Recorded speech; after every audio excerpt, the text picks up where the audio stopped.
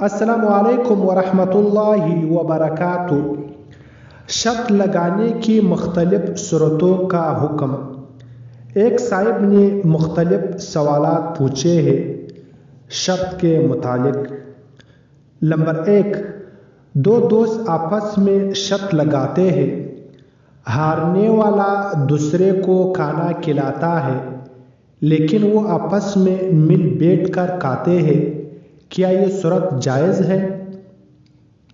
دوسرا سوال، دو دوست آپس میں شرط لگاتے ہیں، ہارنے والا دوسرے کو کھانا کھلاتا ہے، جیتنے والا بھی پیسے ادا کرتا ہے لیکن ہارنے والے سے کم۔ یہ پہلے سے طے تھا کہ وہ ہارنے والے سے کم پیسے ادا کرے گا، کیا یہ صورت جائز ہے؟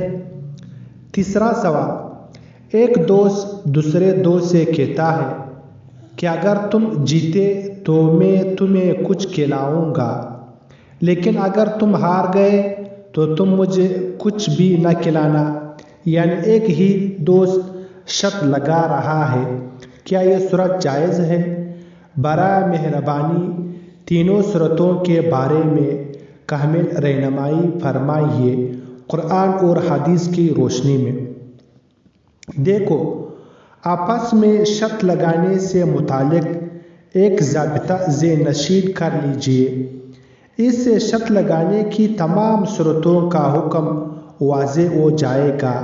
وہ ضابطہ یہ ہے کہ اگر شرط ایک طرف سے لگائی جائے، یعنی یوں کہا جائے کہ اگر آپ جیتے تو میں کھانا کھلاؤں گا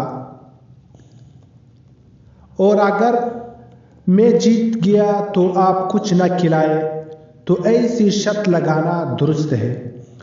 اور اگر شرط دو طرفہ ہو، یعنی یوں کہا جائے کہ اگر میں جیتا تو آپ کھانا کھلائیں گے اور اگر آپ جیتے تو میں کھانا کھلاؤں گا، تو ایسے شرط لگانا جائز نہیں اور یہ شرعاً جوا کھلائے گا۔ اب آپ نے جو تین صورتیں پوچھی ہیں، ان میں سے شرط لگانے کی پہلی اور دوسری صورت ناجائز ہے۔ کیوں؟ اس لیے کہ اس میں شرط دو طرفہ ہے۔ پہلی صورت میں دو طرفہ شرط ہونا واضح ہے، اگرچہ اس میں آپس میں مل بیٹھ کر کھایا جائے، اور دوسری صورت میں بھی جو چونکہ ہارنے والا جیتنے والے کی بنسبت کچھ زائد رقم دیتا ہے، اس لیے یہ بھی دو طرفہ ہی شمار ہوگی اور یہ صورت بھی ناجائز ہوگی۔ تیسری صورت میں چونکہ شرط ایک ہی جانب ہے، اس لیے ایسی شرط لگانا جائز ہے۔ فقط واللہ عالم۔ دارالفتاح جامعہ علامہ اسلامیہ محمد یوسف بنوری ٹاؤن کراچی۔ فقط واللہ عالم بالصواب۔